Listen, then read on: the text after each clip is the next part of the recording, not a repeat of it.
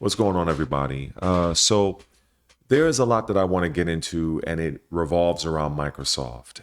So I want to talk about something that is really confusing a lot of people, and I understand, and that is the marketing slogan and or the marketing campaign. This is an Xbox. I'm pretty sure you might have seen this. You might see the advertisements of Microsoft saying, well, the phone is an Xbox, your laptop, or they'll show a picture of a dog or a cat, and this is not an Xbox, right? So let me just cut straight to the point.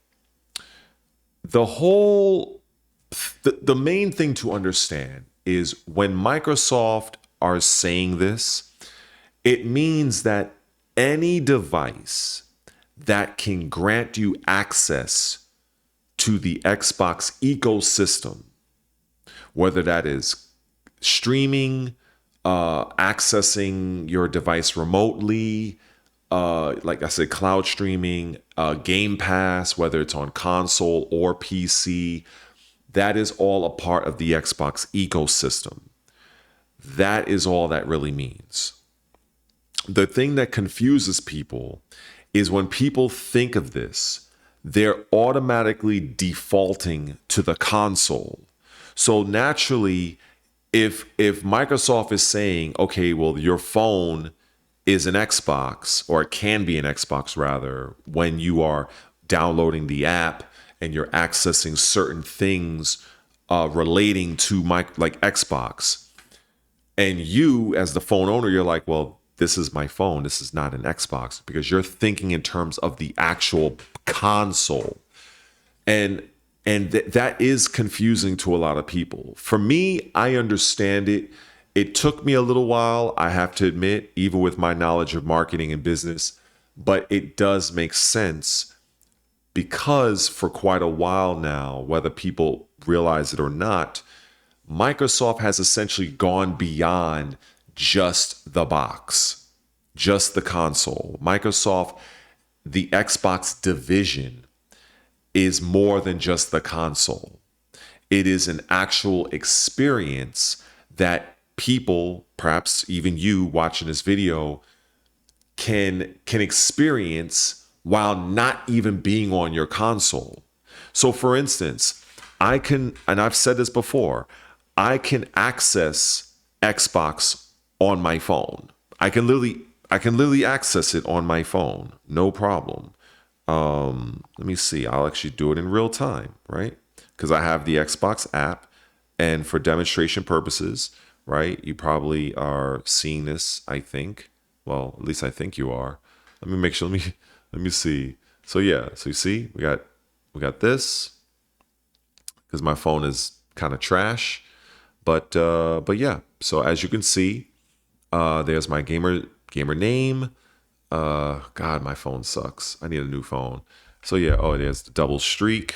Hold on, let me X that out. Come on. God, oh my God, this phone is the worst. Yeah, this phone fucking sucks. Jesus Christ. Okay, yeah, so there we go. I am on the Game Pass of my phone, basically. So in this sense, it is an Xbox. As weird as that is, believe me, I know it is. It doesn't make much sense. I get it. So using that as the example, you can do this on your tablet, your laptop. You can do this on your PC. So it goes beyond your console. Now the thing is that it does include the console, but it is not the only aspect. Hopefully that makes sense. So naturally, right, if you have a console, whether it's an Xbox Series X or Xbox Series S, you do what you do on that console like anybody else. However, somebody on their laptop or their desktop, they can access Game Pass, the PC version, and play Xbox games there. So by extension or by proxy, however way you want to, whatever word you, whatever terminology you want to lend to it, that PC essentially becomes an Xbox. The same thing with your phone. So that, so I can understand the confusion, but honestly, it really isn't that complicated when you just keep in mind that the Xbox experience goes beyond just the console. It's not the only way to experience the Xbox ecosystem. So that's why when you look at the Xbox ROG Ally, and I want to get into that next, when they're saying that the Xbox handheld is not really an Xbox. No, it's not an Xbox. It's no more an Xbox than your phone or your laptop. However, because it is a device that can tap into the Xbox ecosystem, by Microsoft's definition, it is an Xbox. But the device itself is a Windows device, essentially. It's a Windows kind of handheld PC kind of thing, right? And the developer, right, the creator of the hardware is essentially Asus. So that brings me into the next point of, well, why is this thing so expensive? Well, I guess Sarah Bond clarified a few things where she said, and it makes total sense to me, that the pricing was on Asus. Why? Because it's Asus's product. It's really not that hard to understand. Asus are the ones that create the ROG. In fact, the ROG has been out for some time, right? The brand. You know, I know it to be one of the Steam Deck's competitors in that space. So all Microsoft was commissioned to do was create the software so that the Xbox ecosystem Game Pass can be integrated into the device. That's really it. That was Microsoft's, or rather, I guess you could say Microsoft and or the Xbox division, you know, their team of engineers to come up with the software to be ran on the Asus ROG. But at the end of the day, it is their product. So that's why the Asus ROG is priced the way it is. In fact, if I look, let me look at something real quick. So yeah, I'm reading this here. Microsoft had no direct control over the pricing.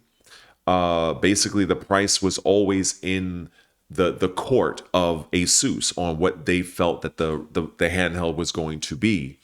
The Asus, they were responsible for the manufacturing, they were responsible for the supply and the component selection, and Microsoft basically contributed to the ecosystem by integrating its Game Pass. You know, it was a strategic collaboration, and basically the partnership was essentially to enable Microsoft to test a handheld Xbox ecosystem via third-party hardware.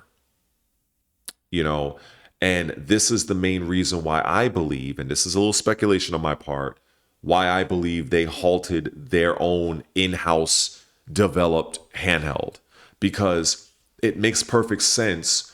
Why would you bring a handheld device to market when, one, you never really existed in that space before? That space is pretty much dominated by Nintendo.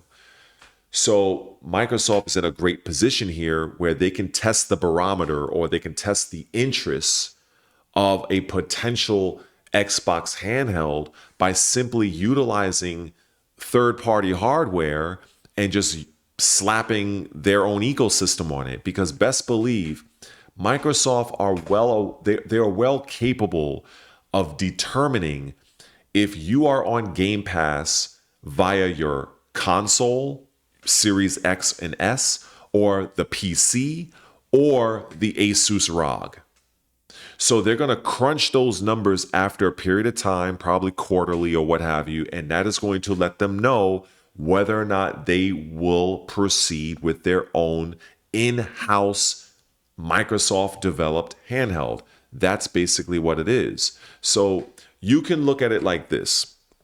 The obligations that Microsoft are fulfilling for this collaboration is software and ecosystem support, which is the Windows OS integration, Xbox app, and the Game Pass compatibility, as well as the partnership oversight to ensure that the Xbox services are running according to spec, and also the promotion and sales facilitation through the Xbox Store and platform endorsement. So Microsoft is like, look, we're supporting this device.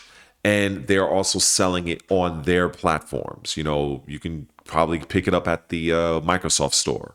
So that's really what that is. So, so to go a little bit further beyond, basically Microsoft acted as a strategic partner and service guarantor, right? So basically the features and services of Xbox will operate on the ROG Ally X, and Asus, they're basically handling the hardware development, the pricing, the distribution, and pretty much that's it. So that's hopefully that kind of clears up the whole thing of one, this is an Xbox. Two, what is going on with the pricing of the Xbox ROG Ally? Now, the what else do I want to talk about? Oh, let's talk about, and before I close out this video, what do we really know about the 10th generation Xbox? So, what we do know for sure is that there is another Xbox coming. I believe they're calling it, what are they calling it? Rumored, I think it's Xbox Prime. That's some of the rumored code names for Xbox Prime. So from what I can see, Microsoft confirmed the next gen Xbox, right? Xbox President Sarah Bond confirmed that prototyping and design are underway. So all of this nonsensical lies from the Xbox doomers out there that Microsoft and Xbox are getting out of the hardware business and going fully software, that's all been a lie. And believe me, I have battled, I won't even say battle, I've tried to call out many of these people that don't know the first thing about business. They don't know anything about marketing. They don't know anything about the gaming industry. But somehow, I don't know how these people have very large followings, and they are truly misleading their audience. They are just spewing lies and misinformation, and all of the talk of my Xboxes are not being sold in retail stores. Believe me, I've heard so much nonsense in the last 2 to 3 weeks. It's almost like unbearable to go on Twitter for me, because it's like it's nothing but BS. There's very few people I have seen that are at least trying to be fair. But a lot of these people, they're just doing this for clicks and views, and it's very disingenuous, and I'm just not a fan of it. I don't respect these people at all. But getting back to the whole point, so Microsoft are in fact coming out with a 10th gen console. It's going to be very premium in terms of price. I think we can kind of assume that. I think that's already been confirmed. So what we know is that the next Xbox, they're expecting to deliver the largest technical leap in a hardware generation. That's a bold claim. And they're going to be focusing on visual fidelity, AI capabilities, and immersive gameplay. And let me see. Hardware innovations may include neural rendering. I don't even know what that even is. Enhanced ray tracing and machine learning based optimizations for performance and game development. Okay. There are rumors of the largest APU ever used in a gaming console, offering a powerful hybrid of CPU and GPU capabilities. So that kind of is in line with the arrangement that Microsoft kind of, I guess, what's the term? What's the word I'm looking for?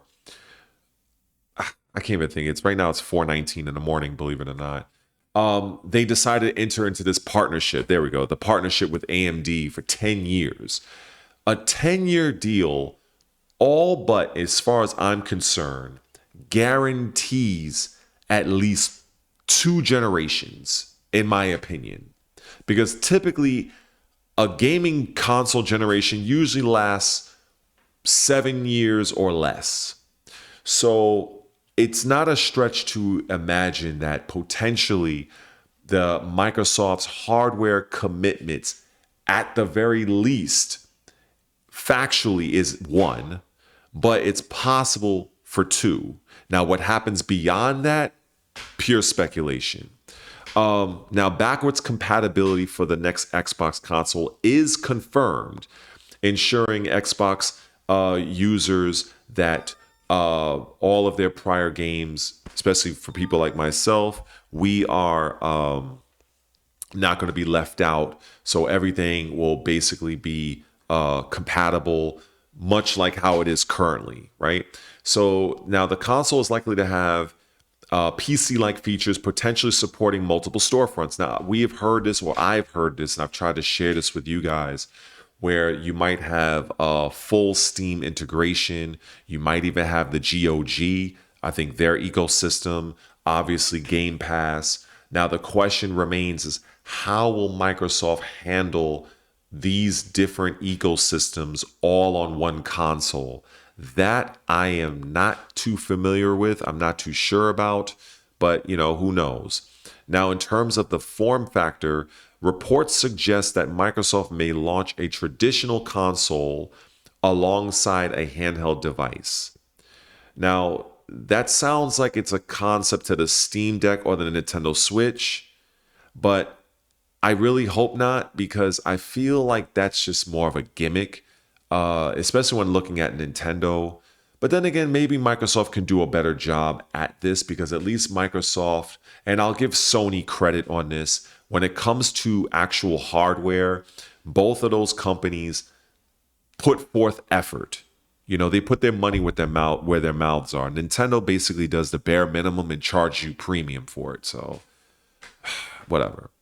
And also another thing, a cloud hybrid focus could allow the console to combine local hardware power with cloud streaming. Now that is kind of interesting.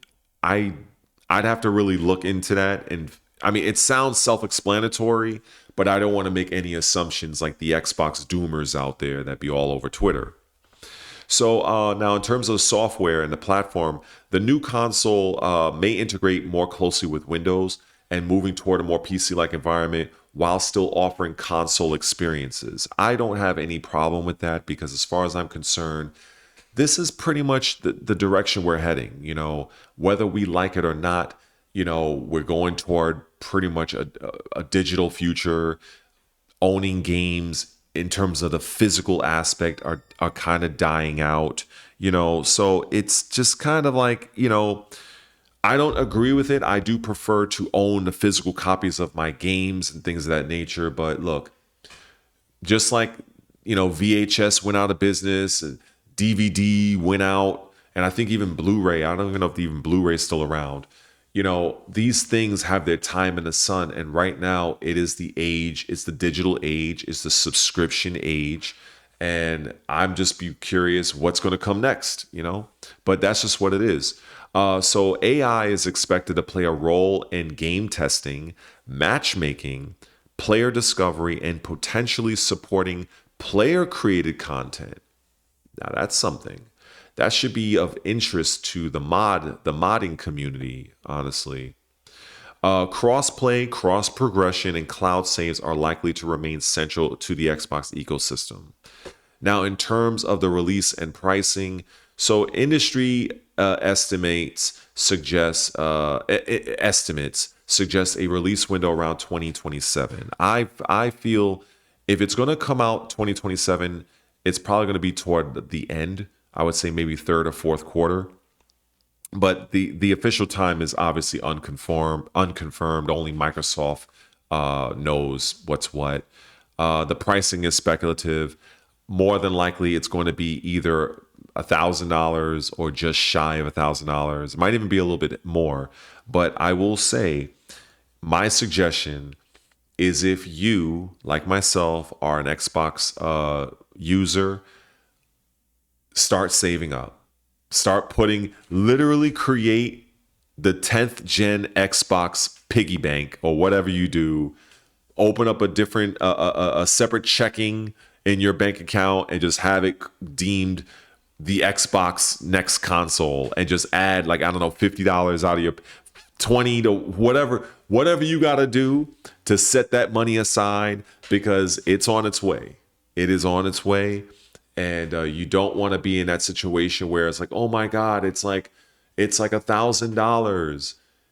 But if you are already setting money aside for it, then it's really okay. It's pricey, but I got it. You know what I'm saying? So that might help people. It might not. I don't know. Um, but it is going to be quite interesting to see how this whole thing shakes out. I would love to know your thoughts. But before I get out of here, I do want to share one more thing. I want to share this right here. And this is something I'm very proud of.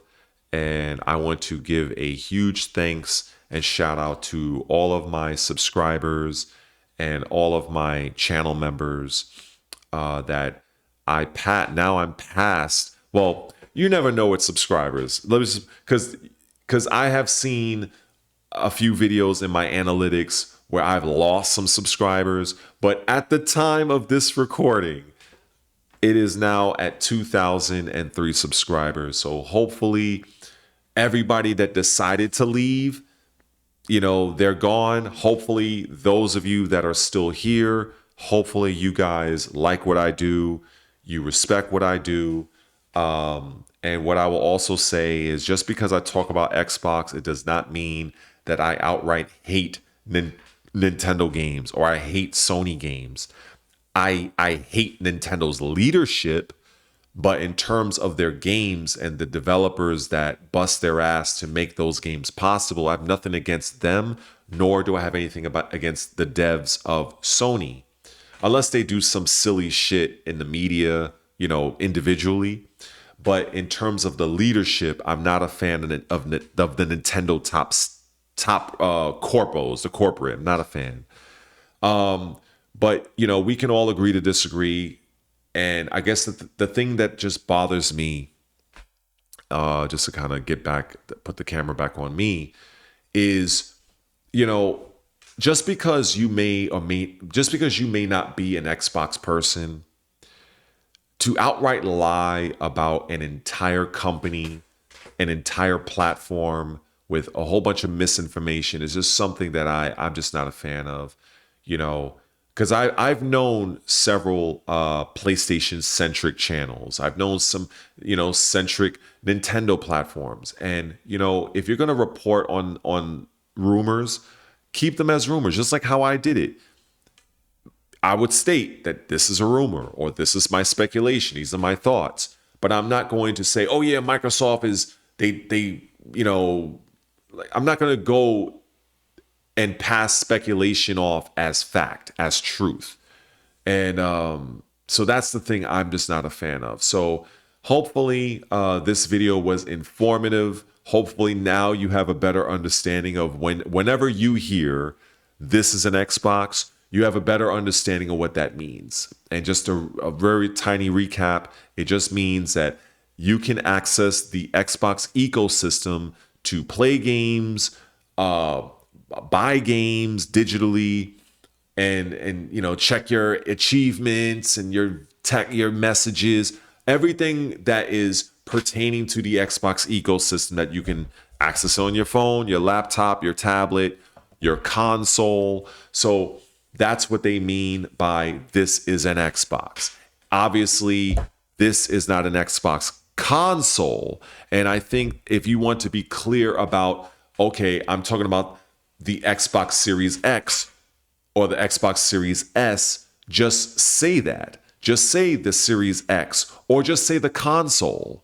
But just simply saying the Xbox, whatever, at this point, Microsoft, you can argue and say the marketing sucks. I will admit, like I said before many times in this video, it can be a little confusing, but I have a better understanding, and hopefully I helped you to have a better understanding about it as well. In addition to the whole ROG Ally aspect, when it comes to the pricing, when it comes to Microsoft's involvement, I think I like to think I broke that down a little bit better than the This Is an Xbox, if I have to toot my own horn.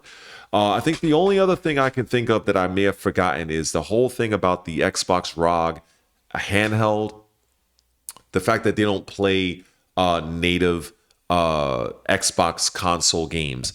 Obviously, the ROG Ally, the handheld, does not have a disk drive, so we are basically talking about digital games. So the ROG does not play digital Xbox console games.